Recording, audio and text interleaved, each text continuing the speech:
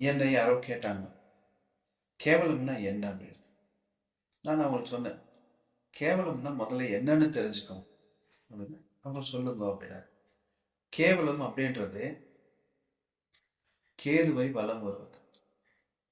கேதுவை ஏன் வலம் வரணும் அப்படின்னா, கேது தான் ஞானக்காரகன். ஒரு ஞானக்காரகனை வலம் வந்தா எல்லாருக்குமே எந்த விஷயத்துக்காக நீங்க வலம் வரீங்களோ அந்த விஷயத்துக்கான ஞானம் உங்களுக்கு புரியவும் தெரியும். நீங்க எதுக்காக அந்த வேலையை செய்யணும்னு நினைக்கிறீங்களோ அதற்கான மொத்த டீட்டெயில் உங்களுக்கு கிடைக்கும். அந்த ஞானத்தை கொடுக்கக்கூடியவர் கேது. அந்த கேதுவ வலம் வந்தீங்கனாலே போறோம். நவ கிரகங்கள்ல மோட்சத்தை கொடுக்கிறவரும் ஞானத்தை கொடுக்கிறவரும் கேது தான். நம்ம எதுக்காக இந்த ஜென்மம் எடுத்திருக்கிறோம்னு தெரிஞ்சுக்கிறதுக்காகவே நம்மளுக்கு ஒரு ஸ்பெஷல் ஞானமும் அறிவும் கிடைச்சா மட்டும்தான் நம்மளுக்கு மோட்சம் கிடைக்கும்.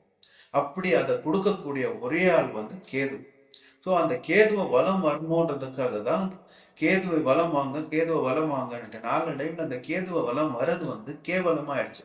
ஏன்னா கேதுவை வலம் வரும் பொழுது நம்மளுடைய ப்ரெசன்ட் ஞானம் அதோட சேர்ந்து முரணா மாறும்.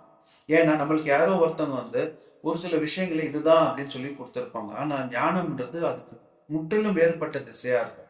இது வரைக்கும் நம்ம ஈஸ்ட் வெஸ்ட் போயிருப்போம் ஒரு நாலேஜ்க்காக. பட் திடீர்னு யாரோ ஒருத்தவங்க சார் உங்களுக்கு இந்த பக்கம் இல்லை சார், நீங்க இவ்வளவு தூரம் வந்ததே வேஸ்ட் அப்படின்னு சொல்லிட்டு நம்மளை திருப்பி அனுப்புறான் பாருங்க கார் மூலமா, இப்படி நீங்க போங்க சார் அப்படின்னு சொல்லிட்டு கிழக்கு நோக்கி. அப்போ என்ன ஆகுதுன்னா அது கம்ப்ளீட்டா உங்களுடைய எல்லா எனர்ஜி, உங்களுடைய இத்தனை நாள் வயசு எல்லாமே வீணா போகுது.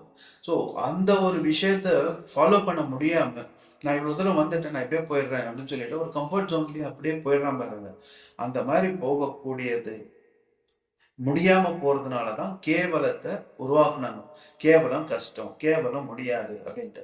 அது கேவலம், அது கேவலம், அது கேவலம். கேவலம் என்ன ஆச்சுன்னா இப்போ ஒரு ஞானத்தால இன்னொரு ஞானத்தை ஜெயிக்க முடியாத ஒரு இடத்த அந்த கேது வலம் முடியாது அப்படின்னு சொல்லிட்டு அவன் உருவாக்கணும். ஆனா உண்மையாவே கேதுவை ஒரு 21 நாள் எவன் ஒருத்தன் வலம் வரானோ தொடர்ந்து ஒரே நேரத்துல, இப்போ காலையில 7 to 8 நீங்க ஒரு டைம் ஃபிக்ஸ் பண்ணிட்டீங்கன்னா அந்த 7 to 8க்குள்ள கேதுவை வலம் வந்துடணும். 7 முறை வலம் வந்தீங்கனாலே போறோம். அந்த 7 முறை கேதுவை கரெக்டா நீங்க 21 நாள் வலம் வந்தீங்கனாலே உங்களுக்கு அந்த மிகப்பெரிய ஒரு ஞானம் கிடைக்கும். அதுக்கு பேர் மெட்டாபிசிக்ஸ்ன்னு கூட சொல்லலாம். மெட்டாபிசிக்ஸ் என்றது என்ன அப்படின்னா, எது உங்களால மாற்ற முடியாததோ, ஆனா எது மாறவே மாறாததோ, எது நம்மளால அழிக்க முடியாததோ, எது என்னைக்குமே அழியாததோ, எது நம்ம செய்தாலும் கொடுத்தாலும் நம்மளுக்கு தப்பிக்கவே முடியாததோ, எது நம்ம செய்யலனாலும் நம்மளுக்கு தப்பிக்கவே முடியாததோ, அதுல ஒரு பங்கு தான் மெட்டாபிசிக்ஸ். அந்த மெட்டாபிசிக்ஸ்க்கு எல்லாமே காரணம் கேது.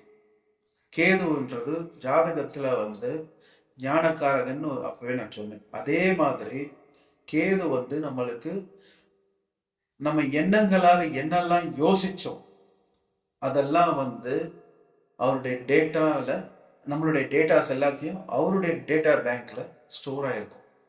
ஸோ நம்ம அதுல தப்பிக்கவே முடியாது.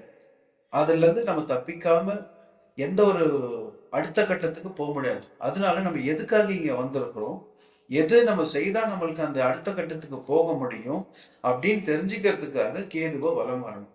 அந்த கேதுவை வலம் வர்றது முடியாததுனாலதான் அதை கேவலம் சொன்னானுங்க. கேவலம்ன்றது சிறுபான்மையோ இல்லைன்னா சிறுமைத்தனமோ கிடையாது. நம்மளால முடிஞ்சு ஆனா நான் செய்ய மாட்டேன்னு அடம் பிடிக்கிற ஒரு பிடிவாதமான ஒரு குணம் இருக்கு பாருங்க, அதுதான் நாளடைவில் கேவலமா மாறிடுச்சு.